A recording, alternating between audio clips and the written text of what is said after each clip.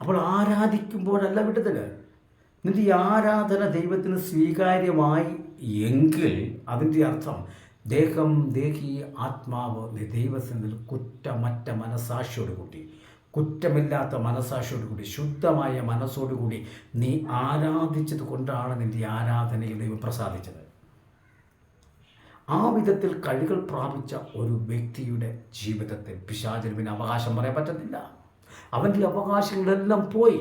വീണ്ടും വരുന്നവനായ യേശുക്രിസ്തു നാമത്തിൽ എല്ലാ പ്രിയ ശ്രോതാക്കൾക്കും എൻ്റെ സ്നേഹവന്ദനത്തെ അറിയിക്കുന്നു. വേറിട്ട ചിന്തകളുടെ ഒരു പുതിയ എപ്പിസോഡിലേക്ക് ഏവരെയും ഞാൻ സ്നേഹത്തോടെ സ്വാഗതം ചെയ്യുന്നു. ഇന്ന് ഞാനിവിടെ പറയാൻ ആഗ്രഹിക്കുന്ന ഒരു സബ്ജക്റ്റ് വിടുതൽ എന്നുള്ളൊരു വിഷയത്തെക്കുറിച്ചാണ്. ഒരു വിടുതൽ എന്ന് കേട്ടാൽ അതിനോട് ആഗ്രഹം പുലർത്താത്ത ആരാണുള്ളത്? ഈ വിടുതൽ എന്ന വിഷയത്തെക്കുറിച്ചുള്ള എൻ്റെ ചില ചിന്തകൾ ഞാൻ പങ്കുവയ്ക്കുമ്പോൾ ദയവ് ചെയ്ത് ആരും എന്നോട് വിരോധം തോന്നുകയില്ലെന്ന് ഞാൻ പ്രതീക്ഷിക്കുന്നു. കാരണം വിടുതൽ എന്ന് കേട്ടാൽ അത് ആഗ്രഹിക്കാത്ത ഏതെങ്കിലും ഒരു വിശ്വാസിയോ ഏതെങ്കിലും ദൈവദാസന്മാരോ ഉണ്ടോ? ഇല്ല എന്ന് ഞാൻ പറയുന്നില്ല. പക്ഷേ വിടുതൽ എന്നുള്ള ആ സംഭവത്തിൻ്റെ പിന്നിൽ നടക്കുന്ന ചില കാര്യങ്ങളെ എത്രത്തോളം നിങ്ങൾ ഗൗരവമായി ചിന്തിച്ചിട്ടുണ്ടെന്ന് എനിക്കറിയില്ല. ഇന്ന് അനേക സുവിശേഷകർ വലിയ വലിയ ശുശ്രൂഷകളായി തീർന്നതിൻ്റെ പിന്നിൽ ഈ വിടുതൽ എന്ന് പറയുന്ന ആ ഒരു കാര്യത്തിന് വലിയ പങ്കുണ്ട്. വിടുതലിൻ്റെ മീറ്റിങ്ങുകൾ ക്രമീകരിച്ച് അവർ പ്രശസ്തരും പ്രഗത്ഭരുമായി മാറുകയാണ്. നല്ല കാര്യം, അതിനൊന്നും ഞാൻ എതിരല്ല. ഈ വിടുതൽ എന്ന ഒരൊറ്റ സംഭവ നിമിത്തം എത്രയോ പുതിയ പുതിയ സഭകൾ ഓരോ ടൗണുകളിൽ രൂപം കൊണ്ടു എന്നറിയാമോ?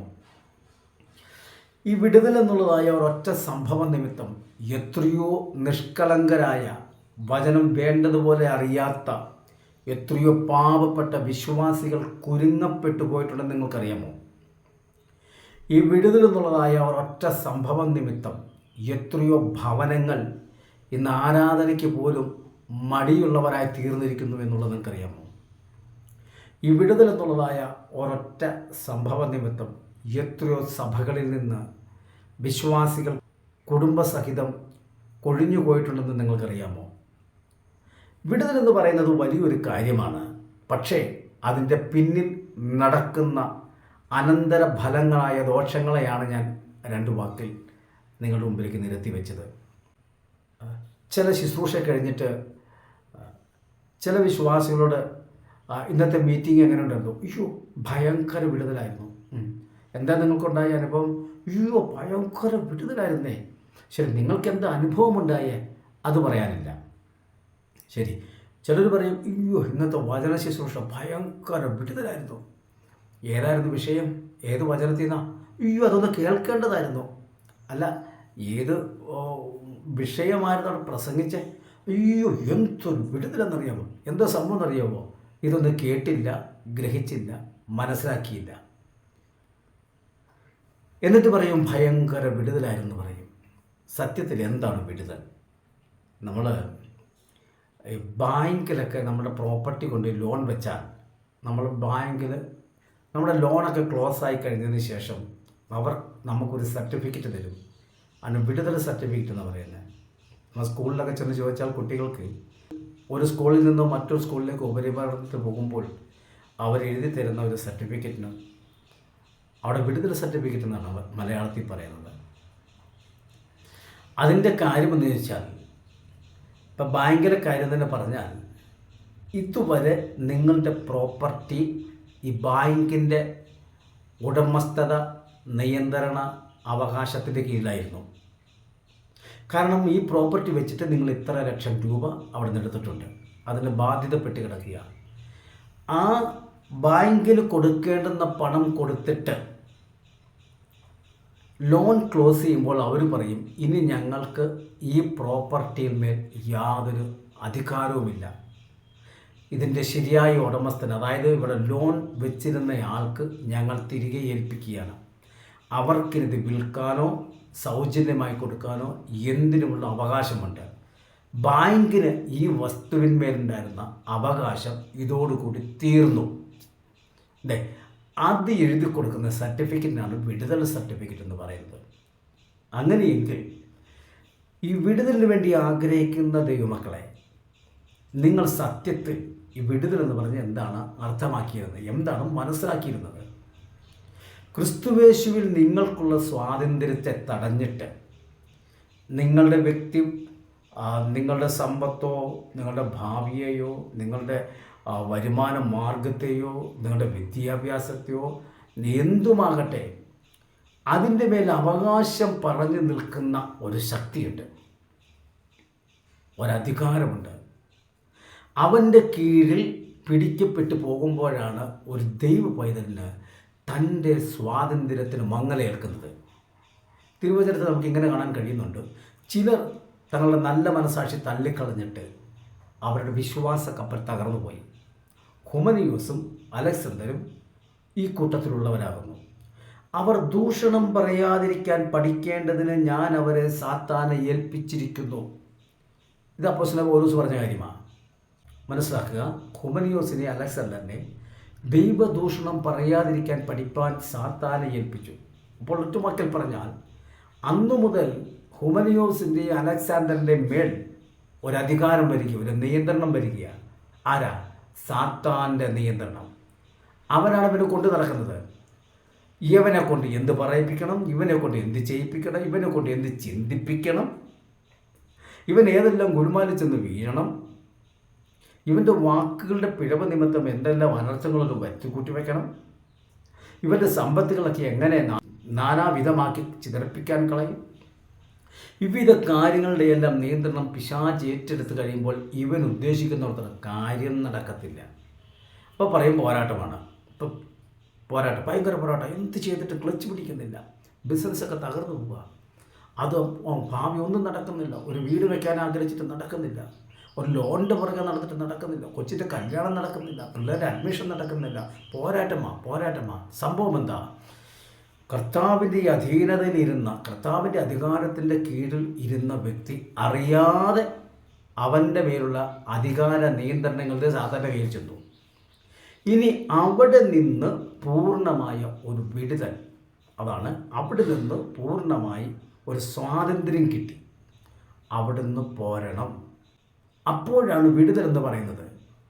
ഇവിടെ ഹുമനിയോസും അലക്സാണ്ടറുടെയും ജീവിതത്തിലേക്ക് പൈശാചികമായിരിക്കുന്ന പ്രവർത്തികൾ വന്നപ്പോൾ അവരുടെ ജീവിതത്തിൽ യാതൊന്നും അവരാഗ്രഹിക്കുന്ന നിലയിൽ സഫലമാകാൻ കഴിയാതെ വന്നപ്പോൾ അവർ തിരിഞ്ഞു നോക്കി, കഴിഞ്ഞ കാലങ്ങളിൽ എൻ്റെ ജീവിതം ഇങ്ങനെയല്ലായിരുന്നു, ഇപ്പോൾ എന്താണ് സംഭവിച്ചത്? നല്ല മനസാക്ഷി തള്ളിക്കളഞ്ഞതോടുകൂടി എൻ്റെ ജീവിതത്തിൻ്റെ പാളം തെറ്റിപ്പോയി. അപ്പോൾ അത് അങ്ങനെ അവർക്കൊരു മാനസാന്തരത്തിൻ്റെ ചിന്തയിലേക്ക് വരുവാൻ നിമിത്തമായി തീർന്നത് പിശാച് അവരുടെ മേൽ ആധിപത്യം നടത്തിയപ്പോഴാണ്. പിശാച് അവരുടെ കാര്യങ്ങളെ നിയന്ത്രിക്കാൻ തുടങ്ങിയപ്പോഴാണ് അവർക്ക് ബോധമുണ്ടായി, അനുതാപമുണ്ടായി. അപ്പോൾ എന്താണ് കുഴപ്പമെന്നാണ് കണ്ടുപിടിച്ചു. എന്താണ്? നല്ല മനസാക്ഷി തള്ളിക്കളഞ്ഞപ്പോൾ ദൈവദൂഷണം പറയാൻ തുടങ്ങി. അതാണ് പിശാചിൻ്റെ അധീനത, പിശാചിൻ്റെ നിയന്ത്രണം അവരുടെ മേൽ വരുവാനുള്ള കാരണം. എന്നാൽ തിരുവചനത്തിലേക്ക് വിടുതൽ നല്ല ഒരു ദൃഷ്ടാന്തം കിടപ്പുണ്ട്. ബാലനായ ദാവീദ് നല്ലൊരു ആട്ടിടയൻ. താൻ ആടുകളെ മേയിച്ചുകൊണ്ടിരിക്കുന്ന സമയത്ത് ഒരിക്കൽ തൻ്റെ ഒരു ആടിനെ ഒരു സിംഹം പിടിച്ചു. സിംഹത്തിൻ്റെ 4 പല്ലുകൾക്കുള്ളിൽ, 4 കൂർത്ത പല്ലുകൾക്കുള്ളിൽ ആട് കുരുങ്ങപ്പെട്ടു പോയി. ഇപ്പോൾ സ്വതന്ത്രമായി നടന്ന പുല്ല് തിന്നേണ്ടുന്ന ആട് സിംഹത്തിൻ്റെ 4 കൂർത്ത പല്ലുകൾക്കിടയിൽ കുരുങ്ങപ്പെട്ട് കിടക്കുന്നു. ഇനി ഈ ആടിന് വേണ്ടതാണ് ഒരു വിടുതൽ. സത്യത്തിൽ ഒരു വിടുതൽ ശുശ്രൂഷ നടക്കുന്നു എന്ന് പറയുമ്പോൾ വിശ്വാസികൾ കൂട്ടമായിട്ട് അങ്ങോട്ട് ഓടുന്നു. അങ്ങനെ ഓടുന്നവരോട് ഞാൻ ചോദിക്കട്ടെ, നിങ്ങളൊരു സഭയിൽ ഉൾപ്പെട്ട് നിൽക്കുന്നവരല്ലേ? നിങ്ങൾക്കൊരു നടത്തിപ്പുകാരൻ അവിടെ ഇല്ലേ? ശരി, അവർക്കൊരു വിടുതൽ വേണം, അവരങ്ങോട്ട് പോയി. ഈ നടത്തിപ്പുകാരനോട് ഞാനൊന്ന് ചോദിക്കട്ടെ, ദൈവദാസനായ താങ്കൾ നയിക്കുന്ന ഈ ആട്ടിൻകൂട്ടത്തിൽ ഒരെണ്ണത്തിനൊരു വിടുതൽ വേണമെന്ന് ആഗ്രഹിച്ചാൽ അവർക്ക് വരുന്ന വിഷയം എന്താണെന്ന് മനസ്സിലാക്കി അതിന് വചനത്തിലൂടെ പരിഹാരം വരുത്തി അവർക്ക് വേണ്ടി പ്രാർത്ഥിച്ച് അവരുടെ വിടുതലാണ് ആഗ്രഹിക്കുന്നതെങ്കിൽ ആ വിടുതലിന് വേണ്ടി അവർക്ക് വേണ്ടി ഇടിവിൽ നിൽക്കേണ്ട കടമ ആർക്കുള്ളതാണ്? ഞാനൊരു ചിന്ത പറഞ്ഞാൽ ദൈവദാസന്മാരോട് പിണങ്ങയില്ലെന്ന് ഞാൻ കരുതുന്നു. ദാവീദിൻ്റെ ആടിനെ, നല്ല കറവയുള്ള ഒരു പെട്ടയാടിനെയാണ് സിംഹം പിടിച്ചെടുത്തത്.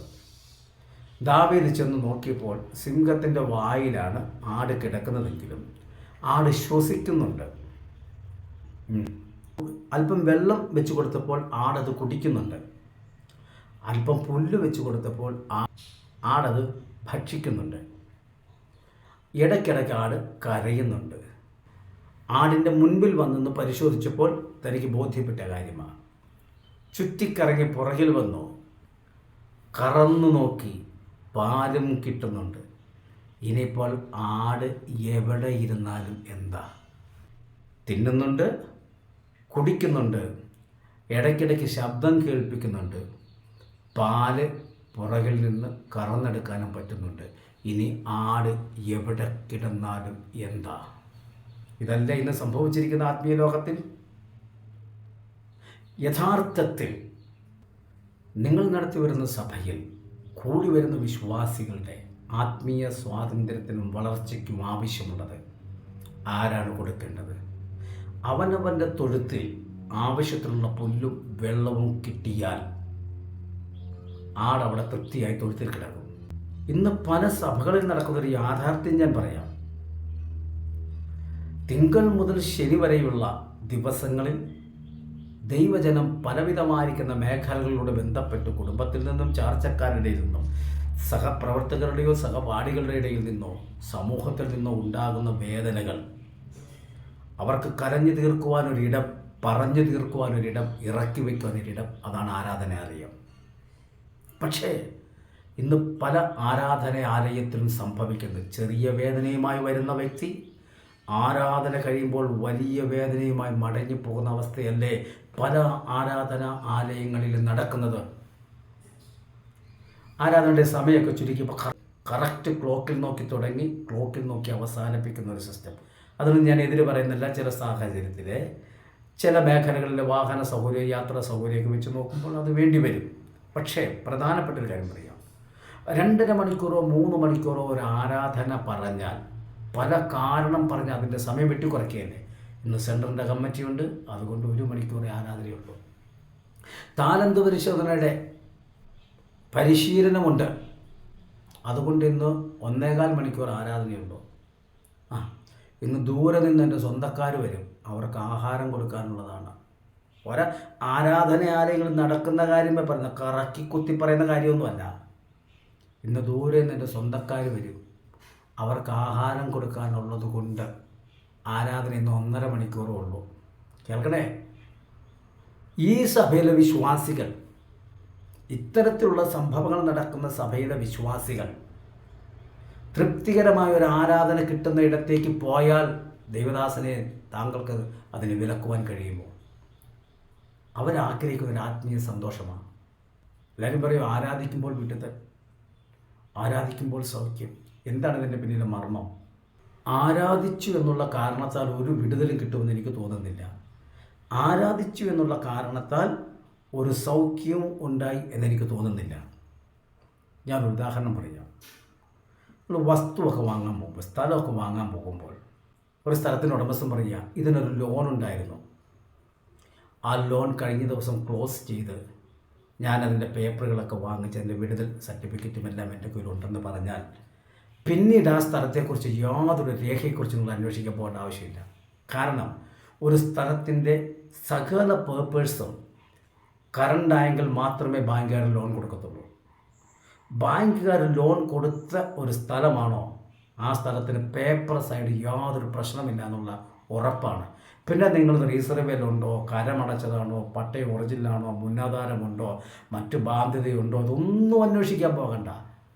ബാങ്കുകാർ ലോൺ കൊടുത്ത പ്രോപ്പർട്ടി ആണെങ്കിൽ അതിൻ്റെ പേപ്പേഴ്സ് എല്ലാം ഉറപ്പാണ്. ഞാൻ എന്തിനാണ് ഈ ഉദാഹരണം പറഞ്ഞതെന്നറിയാമോ? ഞാനിത് പറഞ്ഞത് ആരാധിച്ചത് കൊണ്ടല്ല സൗഖ്യം. നിൻ്റെ ആരാധന ദൈവത്തിന് പ്രസാദമായെങ്കിൽ നീ ദൈവസന്നിധിയിൽ കുറ്റമറ്റവനാണെന്ന്. നിന്റെ ദേഹവും ദേഹിയും ആത്മാവും ദൈവസന്നിധിയിൽ കഴുകൽപ്പെട്ടവനാണെന്നാണ് എൻ്റെ അർത്ഥം. അങ്ങനെയുള്ള വ്യക്തിയിൽ ഏത് രോഗമാണ് ഇരിക്കുന്നത്? നിന്റെ ദേഹവും ദേഹിയും നിന്റെ ആത്മാവും ശുദ്ധീകരിക്കൽപ്പെട്ടാൽ ഏത് രോഗമാണ് ഇരിക്കുന്നത്? ശരീരത്തിൽ ഏത് രോഗമിരിക്കും? ഏത് പോരാട്ടം അതിനകത്ത് നിലനിൽക്കും? മനസ്സിലാക്കുക. നമ്മൾ സാധാരണ പറയാറുള്ള ഒരു ഉദാഹരണമാണ്, അടുക്കളയിൽ ചീഞ്ഞ മത്തി വെച്ചിട്ട് മണിയനീച്ചയെ ആട്ടി ഓടിക്കുന്നത് പോലെ വിടുതൽ നടക്കത്തില്ല. ചീഞ്ഞ മീനെടുത്ത് പള്ളേ കളഞ്ഞാൽ മണിയനീച്ച അതിൻ്റെ പുറകെ പൊക്കോളും. നിൻ്റെ അടുക്കളയിൽ നിന്ന് ഈച്ച മാറിക്കിട്ടും. ഇതാണ് വിടുതൽ. അപ്പോൾ ആരാധിക്കുമ്പോഴല്ല വിടുതൽ. നിൻ്റെ ഈ ആരാധന ദൈവത്തിന് സ്വീകാര്യമായി എങ്കിൽ അതിൻ്റെ അർത്ഥം ദേഹം ദേഹി ആത്മാവ് ദൈവസന്നിധിയിൽ കുറ്റമറ്റ മനസാക്ഷിയോടുകൂടി, കുറ്റമില്ലാത്ത മനസാക്ഷിയോടുകൂടി, ശുദ്ധമായ മനസ്സോടുകൂടി നീ ആരാധിച്ചത് കൊണ്ടാണ് നിൻ്റെ ആരാധനയിൽ ദൈവം പ്രസാദിച്ചത്. ആ വിധത്തിൽ കഴികൾ പ്രാപിച്ച ഒരു വ്യക്തിയുടെ ജീവിതത്തിൽ പിശാചിന് പിന്നെ അവകാശം പറയാൻ പറ്റത്തില്ല. അവൻ്റെ അവകാശങ്ങളെല്ലാം പോയി. അപ്പോഴാണ് വിടുതൽ സർട്ടിഫിക്കറ്റ്. അവന് ഒരു ഇത്ര രൂപ കുടിശ്ശിക ഉണ്ടായിരുന്നു, ഇവിടെ ബാങ്കിലുണ്ടായിരുന്നു. അതുകൊണ്ട് വിടുതൽ സർട്ടിഫിക്കറ്റ് തരാൻ പറ്റത്തില്ല. ആ കുടിശ്ശിക കണ്ട് അടച്ചു കഴിഞ്ഞപ്പോൾ സംഭവം ഓക്കെയായി, ദൈനി ഓക്കെയായി. ഇത് ഞങ്ങൾ തമ്മിൽ ബന്ധമൊന്നുമില്ല. ഇത് തന്നെയാണ് പിശാചുമായിട്ടുള്ള ബന്ധത്തിന് ഗുഡ് ബൈ പറയുമ്പോഴാണ്. അത് തന്നെയാണ് 114 സങ്കീർത്തനം നമ്മൾ വായിക്കുമ്പോൾ, ഇസ്രായേൽ മിസ്രൈമിൽ നിന്നും യാക്കോബിൻ ഗൃഹം അന്യഭാഷയുള്ള ജാതികളുടെ ഇടയിൽ നിന്ന് പുറപ്പെട്ടപ്പോൾ അവിടെയാണ് ദൈവത്തിൻ്റെ ജനം അവൻ്റെ വിശുദ്ധ മന്ദിരവും അവൻ്റെ ആധിപത്യവുമായി തീർന്നത്. ഒന്ന് ചിന്തിച്ചേ, അബ്രഹാമിൻ്റെ സന്തതിയാണ്, വാഗ്ദത്തമുള്ള ജനമാണ്, ശ്രേഷ്ഠ ജനമാണ്. പക്ഷെ ഫറവോൻ്റെ കീഴിൽ കിടക്കുന്നിടത്തോളം കാലം ദൈവം ആധിപത്യം ഏറ്റെടുത്തില്ല. അവിടെ നിന്ന് വിട്ടു പോന്നപ്പോൾ ദൈവം ആധിപത്യം ഏറ്റെടുത്തു. കാരണം ഒരേ സമയത്ത് 2 ഉടമസ്ഥാവകാശം പറ്റത്തില്ല. 2 യജമാനനെ സേവിക്കാൻ കഴിയത്തില്ല. ഫറവോൻ്റെ കീഴിൽ കിടക്കുന്നിടത്തോളം കാലം ഫറവോൻ്റെ ദാസനാണ്, ഫറവോൻ്റെ ജനമാണ്, ഫറവോൻ്റെ സൈന്യമാണ്. എൻ്റെ കഴിഞ്ഞ ഒരു വീഡിയോയിൽ ഞാൻ പറഞ്ഞിട്ടുണ്ടായിരുന്നു, സൈന്യങ്ങളുടെ യഹോവ എന്ന് പറയാനുള്ള കാരണം എന്താണ്? അബ്രഹാമിൻ്റെ, ഇസ്ഹാക്കിൻ്റെ, യാക്കോബിൻ്റെ ദൈവം എന്ന് പറഞ്ഞ് അറിയിക്കൊണ്ടിരുന്ന യഹോവ പിന്നത്തേതിൽ സൈന്യങ്ങളുടെ യഹോവയായി മാറി. അതിൻ്റെ കാരണം ഈ ജനം ഫറവോൻ്റെ അധീനതയിൽ, അവൻ്റെ ആധിപത്യത്തിൽ കിടന്ന ജനം അവിടെ നിന്ന് വിടേണ്ടത് വിട്ട് അവരിങ്ങോട്ട് പോന്നു. ചുരുക്കി പറഞ്ഞാൽ അവിടെ നിന്ന് വിടുതൽ സർട്ടിഫിക്കറ്റ് കിട്ടി. ഇനി ഞങ്ങൾക്കവിടെ മിസ്രൈമിൽ ഞങ്ങൾക്ക് യാതൊരു പങ്കുമില്ല, ഓഹരിയുമില്ല. ഞങ്ങളുടെ മേൽ അവർക്കും ഇനി അധീനതയും ഇല്ല. യാതൊരു അധികാരത്തിൻ്റെ പവറും അവർക്ക് ഞങ്ങളുടെ മേലില്ല. അപ്പോൾ ജനം ആരുടേതായിത്തീർന്നു? പുറപ്പാട് പുസ്തകം 12-ാം അധ്യായത്തിൽ വരുമ്പോൾ അങ്ങനെ യഹോവയുടെ സൈന്യമൊക്കെയും, അവിടെ ഗണമെന്ന് പറഞ്ഞിരിക്കുന്നത് ഇംഗ്ലീഷ് ഭാഷയിലേക്ക് വരുമ്പോൾ സൈന്യമാണ്. യഹോവയുടെ ഗണമൊക്കെയും, അതായത് യഹോവയുടെ സൈന്യമൊക്കെയും പുറപ്പെട്ടു പോകുന്നു എന്ന് പറയുമ്പോൾ, ഇതുവരെയും ഫറവോൻ്റെ കീഴിൽ കിടന്ന ഫറവോൻ്റെ ആജ്ഞാനുവർത്തികളായി പ്രവർത്തിച്ചു കൊണ്ടുവന്ന ജനം ഇപ്പോൾ അവിടെ നിന്ന് ആ അധീനതയിൽ നിന്ന് പുറപ്പെട്ടു പോന്നപ്പോൾ അവർ യഹോവയുടെ സൈന്യമായി മാറി. അപ്പോൾ യഹോവയുടെ, അബ്രഹാമിൻ്റെയും ഇസ്ഹാക്കിൻ്റെയും യാക്കോബിൻ്റെയും ദൈവം എന്ന് അറിയപ്പെട്ടിരുന്ന യഹോവ ഇപ്പോൾ സൈന്യങ്ങളുടെ യഹോവയായി. സൈന്യങ്ങളുടെ യഹോവ. അതുകൊണ്ടാണ് പഴയ നിയമത്തിൽ നമ്മൾ ഇപ്പോഴും സൈന്യങ്ങളുടെ യഹോവ എന്ന് പറയുന്നത്. വിശേഷാൽ പറയേണ്ട ഒരു വലിയ പോയിൻ്റുണ്ട്. നിൻ്റെ സൃഷ്ടാവാകുന്ന നിൻ്റെ ഭർത്താവ് സൈന്യങ്ങളുടെ യഹോവ എന്നാകുന്നു അവൻ്റെ നാമം. അപ്പം ഏത് പേരിലെ പരിചയപ്പെടുത്തിയെന്ന് മനസ്സിലാക്കുക. സൈന്യങ്ങളുടെ യഹോവ. നിന്നൊരൊറ്റ ചോദ്യം ചോദിക്കാം, അയ്യോ ഇത് അബ്രഹാമിൻ്റെയും ഇസ്ഹാക്കിൻ്റെയും യാക്കോബിൻ്റെ ദൈവം എന്നല്ലേ പറഞ്ഞിരുന്നേ? ഇപ്പോൾ അത് സൈന്യങ്ങളുടെയായി. കാരണം യഹോവയുടെ സൈന്യമായിരുന്നവർ ഫറവോൻ്റെ സൈന്യമായിട്ട് കിടക്കുകയായിരുന്നു. ഇപ്പോൾ അവിടെ നിന്ന് ഗുഡ് ബൈ പറഞ്ഞ് അവിടുന്ന് കണക്ക് തീർത്തുകൊണ്ട് പോന്നപ്പോൾ അത് യഹോവയുടെ സൈന്യമായി മാറി. അതുകൊണ്ട് യഹോവ സൈന്യങ്ങളുടെ യഹോവയായി മാറി. അപ്പോൾ ഫറവോൻ്റെ കീഴിൽ കിടക്കുന്നിടത്തോളം കാലം യഹോവ ആധിപത്യം സ്ഥാപിക്കാൻ വന്നില്ല. അവിടെ നിന്ന് മിസ്രൈമിൽ നിന്നും യാക്കോബിൻ ഗൃഹം അന്യഭാഷയുള്ള ജാതികളുടെ ഇടയിൽ നിന്നും പുറപ്പെട്ടപ്പോൾ യഹൂദ അവൻ്റെ വിശുദ്ധ വംശവും ഇസ്രായേൽ അവൻ്റെ ആധിപത്യവുമായി തീർന്നു. ദൈവത്തിൻ്റെ ആധിപത്യം. അപ്പോൾ വിടുതൽ എന്ന് പറയുന്നത് ഇവിടെ സിംഹത്തിൻ്റെ ശക്തിക്കുള്ളിൽ 4 പല്ലുകൾക്കുള്ളിൽ ഇവിടെ ആട് കുടുങ്ങപ്പെട്ട് കിടക്കുകയാണ്. ആ ആടിന് വേണ്ടതാണ് വിടുതൽ. ഇത് തന്നെയാണ് ദൈവമക്കളെ, നീ വിടുതലിന് വേണ്ടി ആഗ്രഹിക്കുന്ന വിഷയം എന്താണോ ആ വിഷയത്തിൻ്റെ കൂർത്ത പല്ലുകൾക്കുള്ളിൽ നീ അകപ്പെട്ട് കിടക്കുകയാണ്. അതിനെ തകർക്കുന്നത് അഭിഷേകമാണ്. ദാവീദ് വെടിവെക്കുകയല്ല ചെയ്തത്, വെടിവെക്കുകയല്ല ദാവീദ് ചെയ്തത്, ആട്ടിപ്പായി ചോടിക്കുകയല്ല ചെയ്തത്. ഒരു ബാലനായ ഒരു മനുഷ്യൻ എങ്ങനെ ഒരു സിംഹത്തെ വലിച്ചു കയറാൻ കഴിയും? ആ ശക്തിയാണ് അഭിഷേകത്തിൻ്റെ ശക്തി. അതാണ് വിടുതൽ.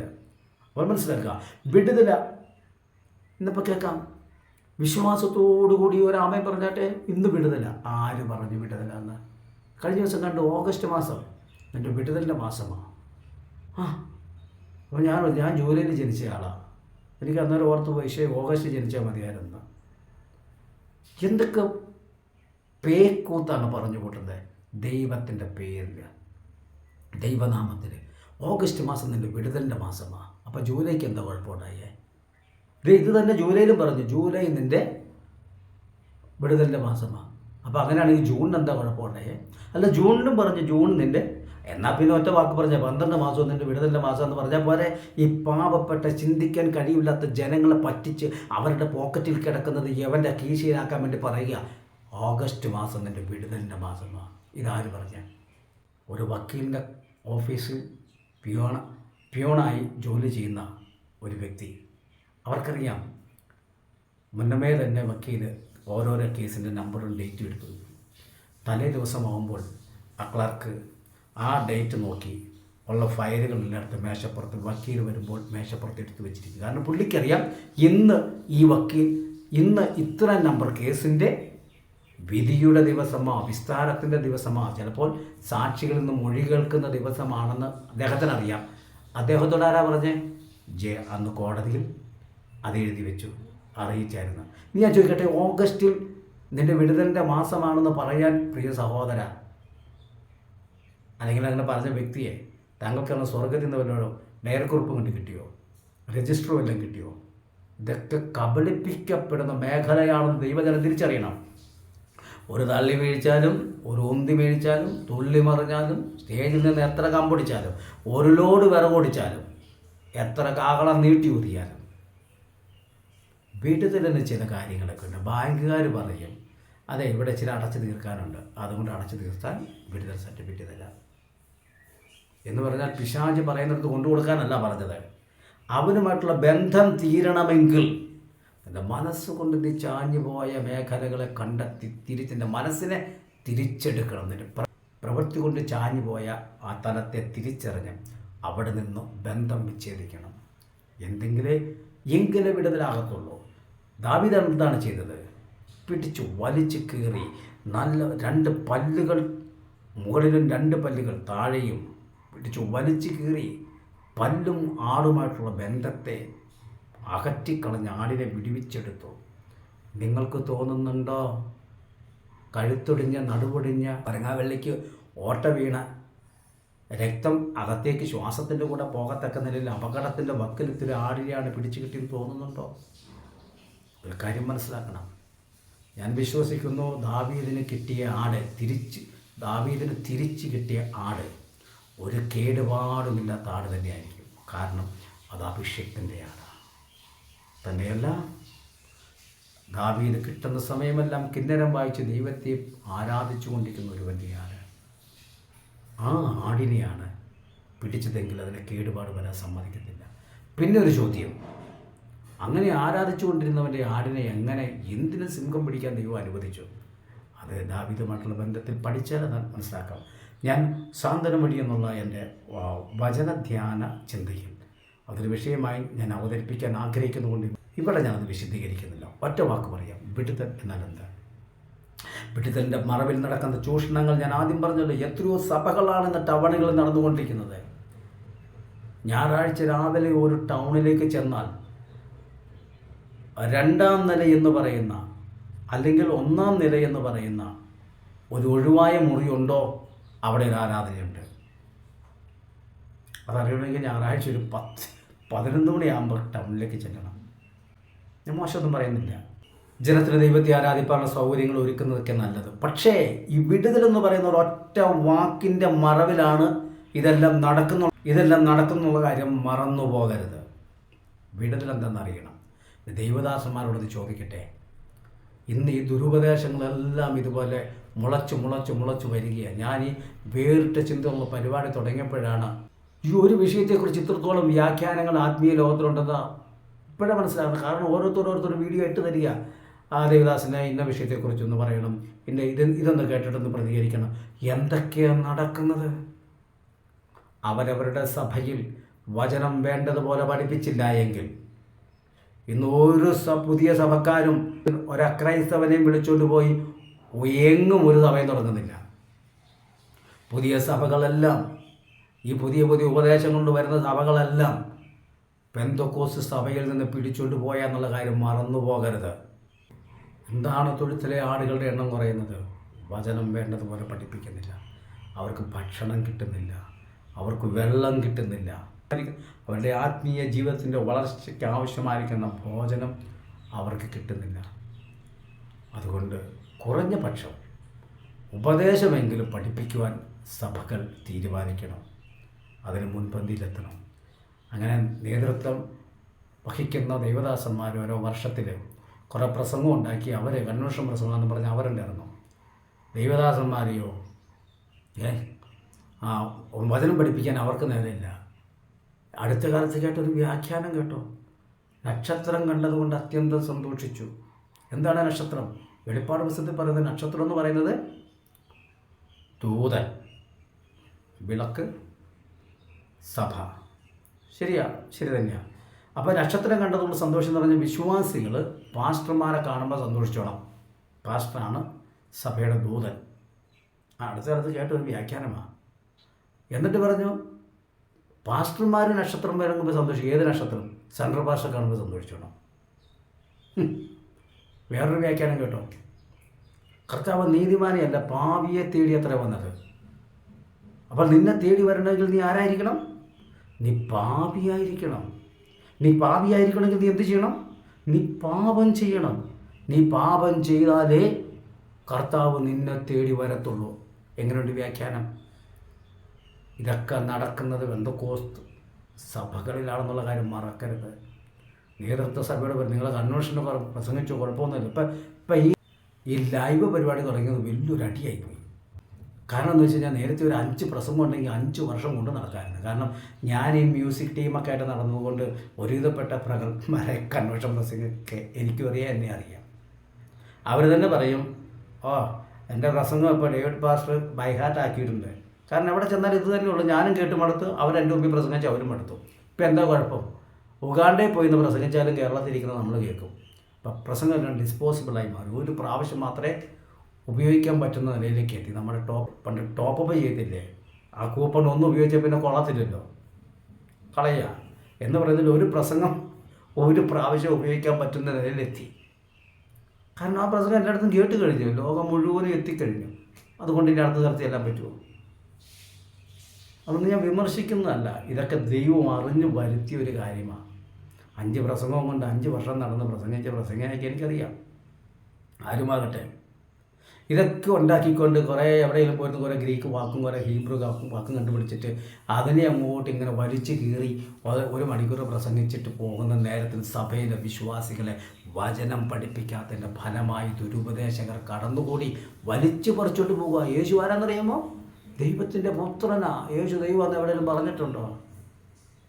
യേശുവിനെ ആരാധിക്കണമെന്ന് പറഞ്ഞിട്ടുണ്ടോ? ദൈവത്തിൻ്റെ പുത്രനാണെന്ന് പലവട്ടത്തും പറഞ്ഞിട്ടില്ലേ? ഇങ്ങനെയൊക്കെ തെളിവ് നിരത്തി വെച്ചാൽ ആരാ വീടില്ലാത്ത? ഞാൻ പുറകെ ഒരു വീഡിയോ വിടുന്നുണ്ട്. ഒരു ഭാഷ പ്രസംഗിച്ചപ്പോൾ വൈരുദ്ധ്യങ്ങളാണ് യേശുവിനെ കുറിച്ച്.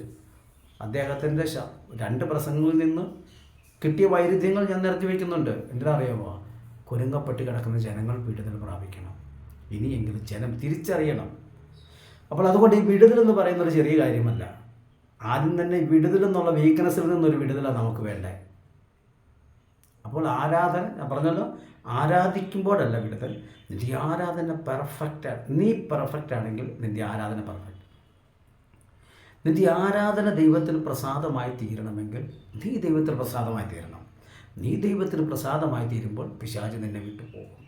ഇതാണ് കയ്യിന് ഹാബേലിൻ്റെ വഴിപാട്. അതിനെക്കുറിച്ച് പറഞ്ഞിട്ടുണ്ടായിരുന്നല്ലോ. അതിനെയൊക്കെ വിമർശിച്ചവരുണ്ട്. അതെന്തുമാകട്ടെ, എന്തു പറഞ്ഞാലും വിമർശിക്കുന്ന ഒരു സമൂഹമുണ്ടല്ലോ. പക്ഷെ വചനം സത്യസന്ധമായി പഠിക്കുന്നവർക്ക് അതിൻ്റെ കാര്യം മനസ്സിലാവും. അപ്പോൾ ഞാൻ എൻ്റെ വാക്കോട് ചുരുക്കുകയാണ്. വിടുതലെന്നുള്ളതായ ഒരൊറ്റ സംഭവത്തിൻ്റെ പിന്നിൽ എത്രയോ പുതിയ പുതിയ പ്രസംഗികരിപ്പ്, എത്രയോ പുതിയ പുതിയ പ്രഗത്ഭന്മാർ ഇപ്പോൾ രംഗത്ത് വന്നിരിക്കുക വിടുതൽ ശുശ്രൂഷ ചെയ്യുന്നത്. അടുത്തത് എത്രയോ പുതിയ പുതിയ സഭയാണ് വിടുതലിൻ്റെ ശുശ്രൂഷ. വിശ്വാസത്തോടെ ഒരു ആമേൻ പറഞ്ഞാട്ടെ. വചനത്തിൻ്റെ എത്ര കാതലായ മർമ്മമിട്ടാലും, എത്ര നല്ല വചന വെളിപ്പാടുകളിലൂടെ ദൂതിട്ടാലും ആർക്കും വേണ്ട. വിശ്വാസത്തോടെ ഒറ്റ ആമേൻ പറയുമോ, അതെ ഇപ്പോൾ വിടുതലാണ്. എളുപ്പമല്ലേ? ഞാൻ ഓർത്തു പോയി, പണ്ട് യോശുവയുടെ നേതൃത്വത്തിൽ ഈ യെരിഹോ മതിൽ തകർത്തനകത്ത് കയറണമെന്നുള്ളതാണ് ദൈവത്തിൻ്റെ പരിപാടി. ഈ വിശ്വാസത്തോടെ ഒരൊറ്റ ആമേൻ പറഞ്ഞ് കൈ വയ്ക്കുക, ഒരൊറ്റ ആമേൻ പറഞ്ഞിട്ട് വിടുതൽ പ്രാപിക്കാനായിട്ട് നടക്കുന്ന ആളുകൾ അന്നുണ്ടായിരുന്നെങ്കിൽ അവർ ഈ മതിലിൻ്റെ അകത്തോടെ ഈ ഓട വെള്ളം ഒഴുകാൻ വല്ലയിടത്ത് ഓട കാണും. അവ പയ്യെ കിടന്നാണേലും ഈ ഓടയൊക്കെ അകത്ത് കയറി എന്നാണ് കാര്യം, അതും സാധിപ്പിച്ച് അതും എടുത്തുകൊണ്ട് ഓടയൊക്കെ തന്നെ പുറത്തേക്ക് വരും. തകർക്കാതെ അകത്ത് കിടക്കാൻ ഓട അന്വേഷിച്ച് നടക്കുമായിരുന്നു ഈ ആശാന്മാർ. ആര്? വിശ്വാസത്തോടെ ഒറ്റ ആമേൻ പറഞ്ഞാൽ മതി. ഇന്ന് വിടുതലെന്ന് പറയുന്നവർ അന്നുണ്ടായിരുന്നെങ്കിൽ അവർ മതിൽ തകർക്കാനും ആർപ്പിടാനും കാഹള ഊതാനൊന്നും അവർ പോകത്തില്ല. അവരെവിടെയെങ്കിലും വല്ല കിഴുത്തിയുണ്ടോ, വെള്ളം കുറഞ്ഞ പക്ഷം വെള്ളം ഒഴുകി വരുന്ന ഓടയെങ്കിലും ഉണ്ടെങ്കിൽ അതിൽ കൂടെ അകത്ത് കയറാൻ നോക്കുമായിരുന്നു. ഇന്നങ്ങനെ വിടുതലിന് വേണ്ടി നടക്കുക. അവിടെ ഞാൻ പറയുന്നു, ഈ പറയപ്പെടുന്ന സകല എനിക്കും ഒരു പക്ഷേങ്കിൽ വിടുതൽ വേണ്ടെന്ന മേഖല കാണും. ഇല്ല എന്ന് പറയുന്നില്ല. നാം ഒന്നല്ലെങ്കിൽ മറ്റൊരു വിഷയത്തിൽ വിടുതൽ ആവശ്യമുള്ളവരാണ്. പക്ഷെ വിടുതൽ എന്ന് പറഞ്ഞ് ഇത് കമ്പോളമാക്കി മാറ്റുന്നവരുടെ ചതിക്കകത്ത് പെട്ടുപോകാതിരിക്കാൻ ഒരു ബുദ്ധി ഉപദേശം തിരുവചനത്തിൽ. അതുമാത്രമേ വേറിട്ടൊരു ചിന്തയുടെ ഈ എപ്പിസോഡ് ഞാൻ ആഗ്രഹിക്കുന്നുള്ളൂ. ഈ മെസ്സേജ് നിങ്ങൾക്ക് പ്രയോജനകരമായെങ്കിൽ മറ്റുള്ളവരും ഇതറിയട്ടെ.